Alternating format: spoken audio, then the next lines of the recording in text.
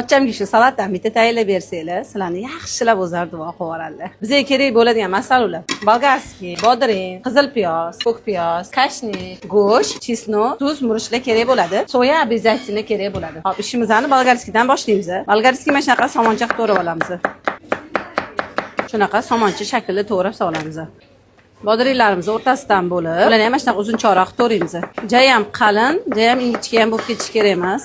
Idishimizga solib olamiz. Zelilarimizni 1 santimetrdan to'g'rab olamiz. Solib olamiz. Endi go'shtlarimizni ham to'rtburchak shaklda to'g'rab olamiz. Go'shtimizni suvda pishirilgan, 2 soatda pishirganmiz. Mana shunaqa ingichka parga qilib to'g'rab olamiz.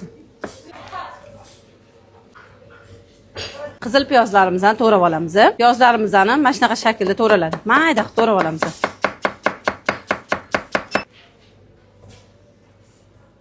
Salatlarimizga eng zo'ri maza beradigan kashinch bo'ladi. Buni ham 1 santimetrdan to'g'raymiz chiroyli qilib. Endi bu yog'iga ziravorlarimizni solamiz. Chesnoklarni qirg'ichdan chiqazib olamiz shunaqa. Tuz solamiz. Murch tabga ko'ra. Bizga qizil shirin paprika kerak bo'ladi.